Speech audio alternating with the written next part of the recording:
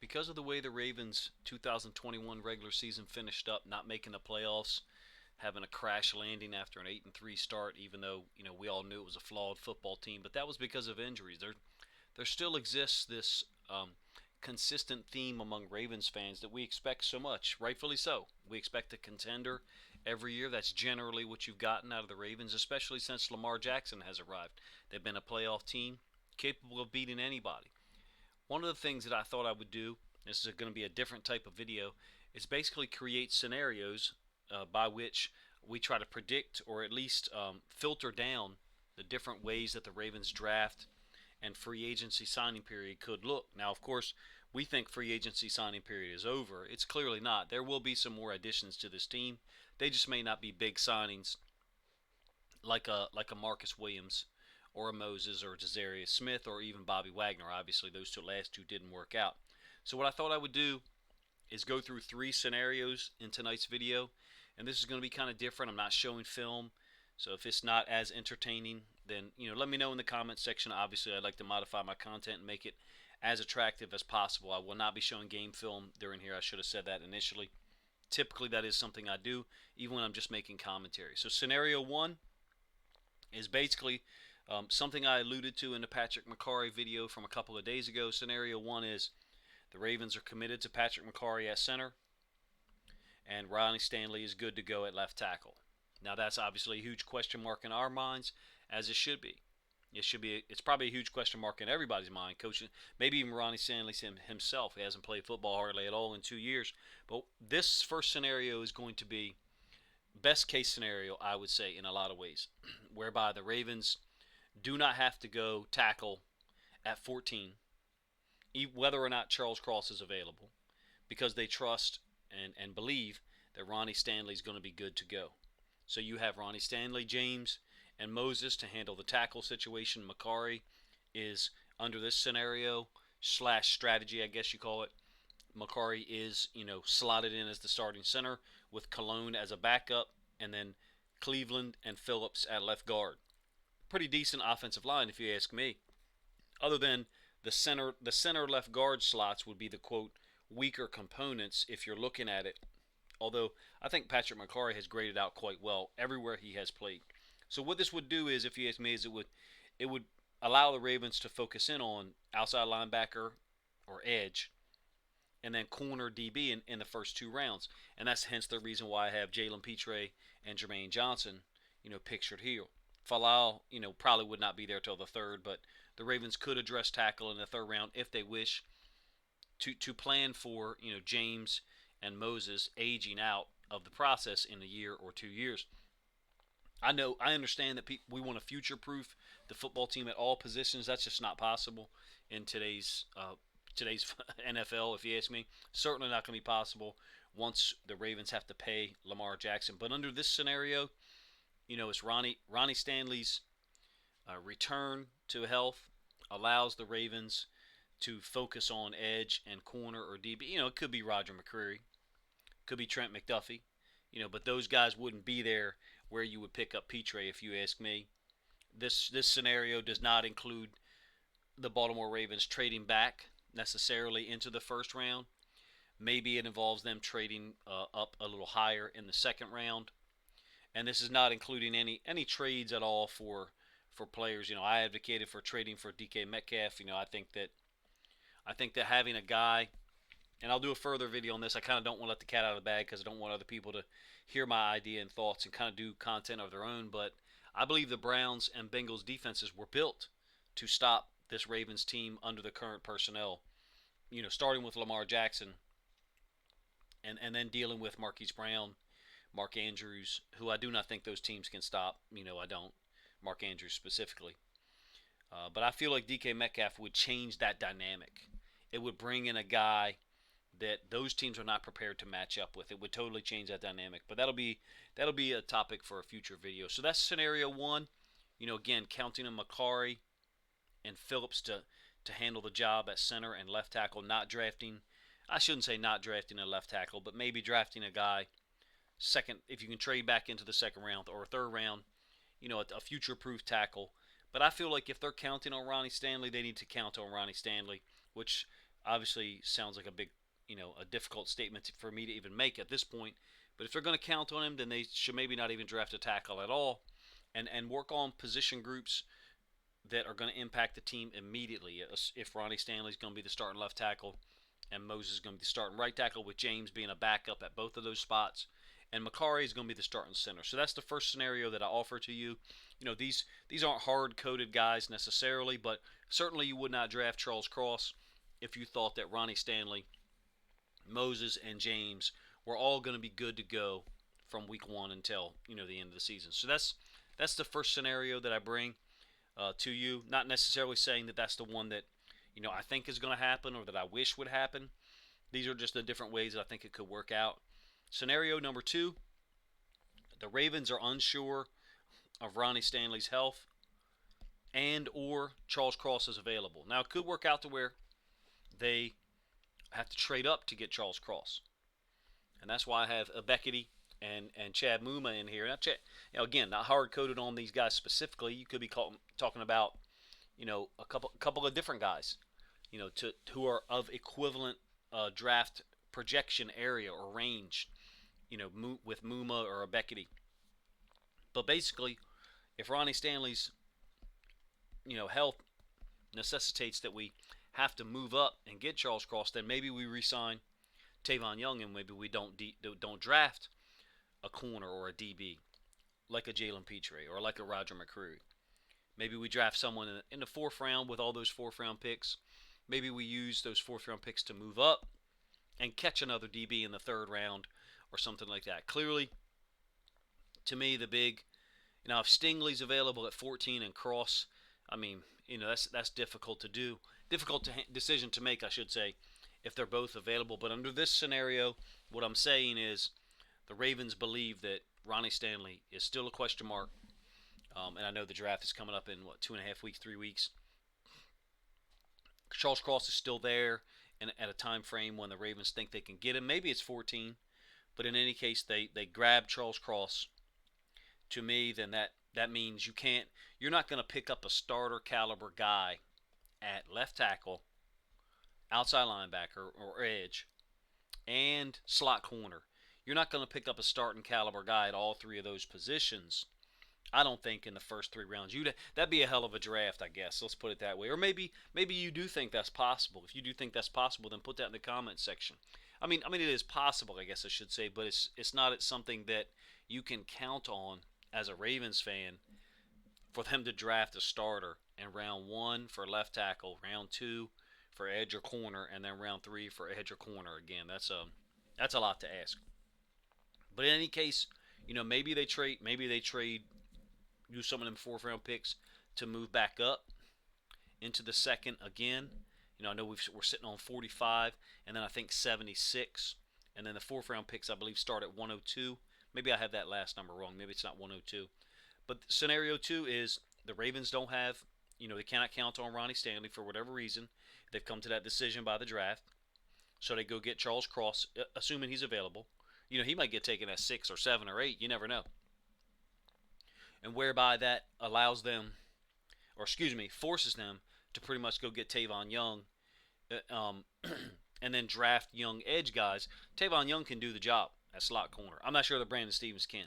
I mean, for real. Just in terms of coverage, I'm not sure that he's the guy in terms of coverage and preventing people from catching the football in the slot. I don't think Stephens has the same ability that Tavon Young does. Stephens is a good player, don't get me wrong. A very good player, I think very versatile player.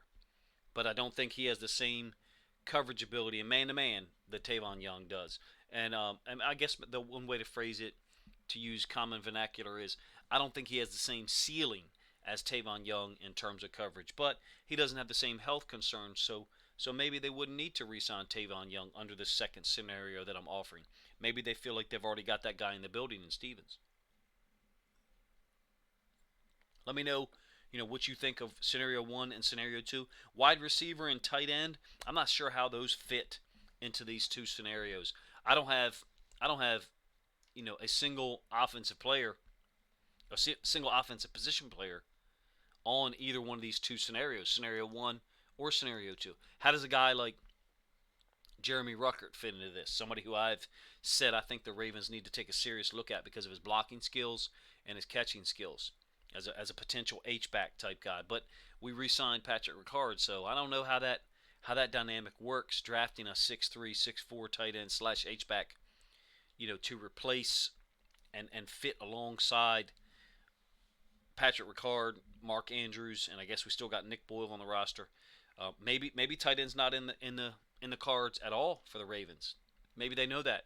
But in any case, I didn't include it here. If you guys want to include it under either of these scenarios, go right ahead. I would certainly advocate for a guy like Ruckert. A couple of other guys are there at tight end who are pretty talented. Jelani Woods wouldn't be an H-back guy, obviously. 6'7". He will be an offensive weapon. And I would definitely advocate for taking him. I do not think Jelani Woods will be there after all them fourth-round picks. I would say Jelani Woods probably is gone in the first 3 rounds, but I could be wrong. This is my first year of really taking a serious look at the draft from a content creator standpoint.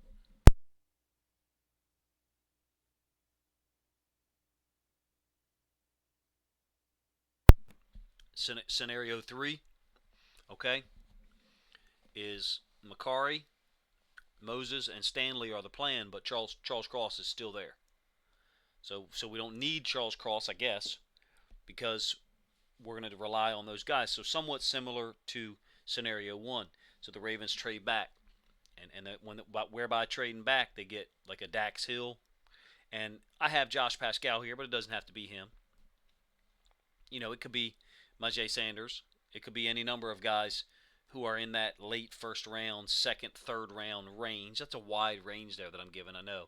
The guys who are considered late first round edge players maybe are caliber above those guys who are third round projections, all right? But in this case, what we're doing is we're able to focus on those three positions because we re-sign, and you see them in the background, we re-sign Houston, Calais Campbell, Bynes, maybe we sign a Hightower, a veteran. So my point in scenario 3 is we make a philosophical decision to go young at certain positions. DB, where you pretty much got to be young there, right? DB, receiver, and edge, and then maybe we re-sign one edge player in Justin Houston, who is old, not elderly but old. Re-sign Calais Campbell, so we don't address D tackle, and we don't address inside backer in these first 3-4 rounds, and we kind of first 3 rounds, excuse me. I think the 4th round you're going to see us just take flyers on the best player available, no matter the position. I shouldn't even use the word flyer, really, for real. I should just use the word, best player. Use the phrase best player available. Again, I don't have any, tight ends in this scenario number 3. Scenario number 3 is really defined by us re-signing some of those veteran defensive guys, or signing veteran defensive guys from other teams like a Hightower, even a Quan Alexander. So we don't have to draft a Muma, we don't have to draft a Leo Chanel, we don't have to draft some of those linebackers that are good players and have good film, but we don't know exactly where they're gonna fit in a pro scheme. I think this one's interesting. I was someone who advocated for trading for DK Metcalf, even if we gave up future assets to do so. Future assets are not current assets. They will be current assets someday, but this team needs to win now. Now, do I mean win a Super Bowl in 2022? Close, yeah. This team needs to contend, seriously. I think another 10-7, I shouldn't say another, a 10-7 season from the Ravens in 2022 does not do a whole lot of good for re-signing Lamar Jackson. Of course, the Ravens will be able to franchise him, I believe, one more time. You guys can correct me if I'm wrong. It's almost midnight here, and I've been traveling all day, so some of my memory recall might not be good. But 10-7, I don't think does the Ravens much good. 12-5, 13-4, 14-3 should be the goal. And I think in some cases to do that, maybe we've got to err pretty heavily on one side or the other. I am in favor of swinging the balance more in the Ravens' direction offensively in terms of our comparison with the division teams. Let's be honest, we've got to win the division and get home games to get out of the AFC. The days when we had Ed Reed and Ray Lewis and certain other really tough defensive-minded guys who could go on the road and win a game in New England, who could go on the road and win a game against Peyton Manning in Denver. Those guys are not here. It's not that our defensive guys aren't solid dudes. It's not that they're not good players. It's just that I think, and I said it last year when we were in the midst of that 8-3 start, this team needed home games to win in the playoffs. It did, and I still believe that to be true this year coming up. Of course, a Dax Hill could change that dynamic. A Charles Cross maybe could change that dynamic. Some of these other guys, Jermaine Johnson, maybe could change that dynamic. Some of these guys, high-level players, could really change that dynamic. Scenario 3 is the one that I'm least interested in, I guess. The trade back scenario, I think it was mentioned with the trading back with the Chiefs. So basically, giving up our 14 to get the Chiefs 2 first-round picks in a row. I think it's 29 and 30, or maybe 28 and 29. I'm not supremely interested in that, because I think what we're doing then is we're allowing the Chiefs to draft the receiver they want, and fuck the Chiefs. Like, I wouldn't want to give them that option. I wouldn't want to give them a Treylon Burks. I wouldn't want to give them, Drake London or whoever might be there. I wouldn't want to give the Chiefs that option. If we were going to trade back, I'd want to trade back with somebody from the NFC. I wouldn't want to help the Chiefs out. I wouldn't want to help them solve their problem, which, no matter what you think or where you land on the spectrum of the Miami-Kansas City trade, clearly they lost some firepower. Clearly they're going to be an easier team to defend as their roster exists right now. So they're going to draft receiver. I wouldn't want to give them more firepower. If it was me, I would not trade back with them, even though it will benefit us. Let me know what you guys think of either of these three scenarios. I didn't really necessarily explain them in as great a detail as I would have liked to when I wrote some of them down on paper.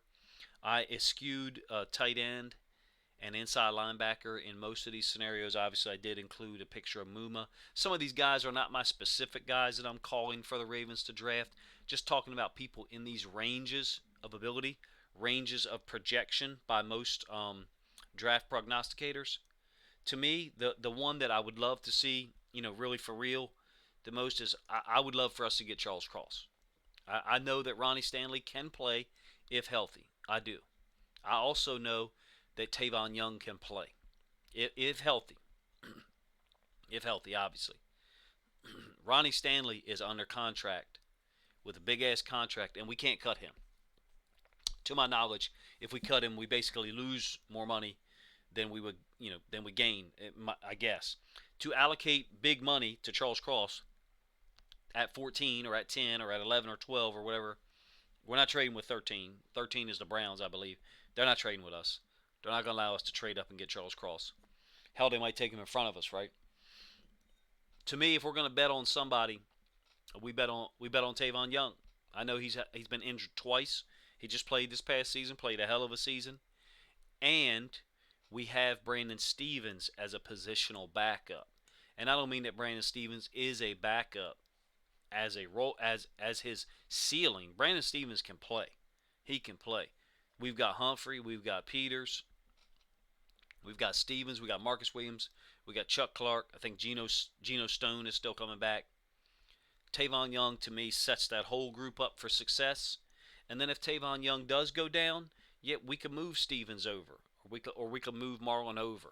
I think having corner, and specifically slot corner, addressed, and having the left tackle situation addressed is a must-do.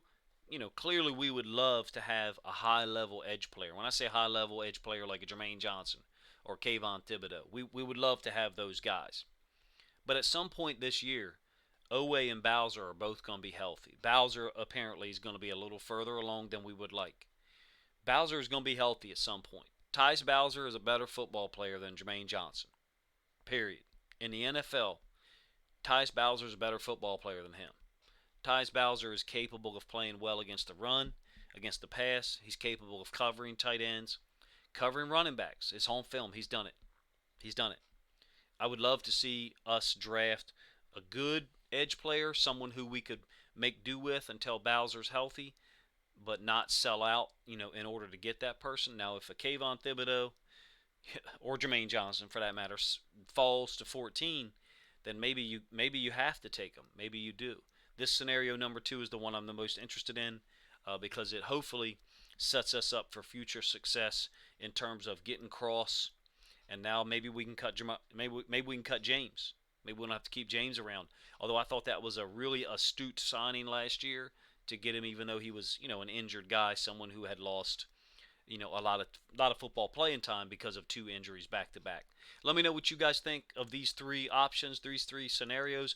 Of course, I'm not saying that either 3 of them is going to be the one that absolutely has to happen for the Ravens to win. I'm interested in the fact that we're drafting at 14. We're not drafting at 4. We're not even drafting at 6 or 7. We're drafting at 14, which is kind of like a gray area. And I think that's what is causing a lot of Ravens fans, me myself included, is causing a lot of us to be somewhat frustrated with the free agency signings because there's no landmark. There's no hard-coded person that we're going to get at 14 that we know is going to be there. It really depends on what a whole hell of a lot of people do in front of us. And so that really forces the Ravens front office to be better. And I hate that phrase, be better, but it forces the Ravens front office to be better and be prepared for multiple outcomes, multiple pathways, and to have things in line for those things. I do wonder if Tavon Young is someone who's going to be sitting there and signed immediately after the draft, depending on how it goes for the Ravens. We would all love to get Derek Stingley, and we would all love to get Ahmad Gardner. I think it's possible after Stingley's pro day that he ain't going to be there at 14. And so I offer to you that these 3 scenarios are pathways to making the Ravens team better. And again, you guys let me know what you think in the comments section of either of these 3 options, with the caliber of players that I'm advocating for the Ravens getting. If you haven't considered joining my Patreon, I would offer to you that it might be fun for you to do so, especially in the off season. I'm able to put out some content through my Patreon and through my Discord that I'm not able to put on YouTube, specifically related to Mike Macdonald's defense. If you're interested, message me up on Twitter and I can give you some more information. Appreciate you guys checking the video out.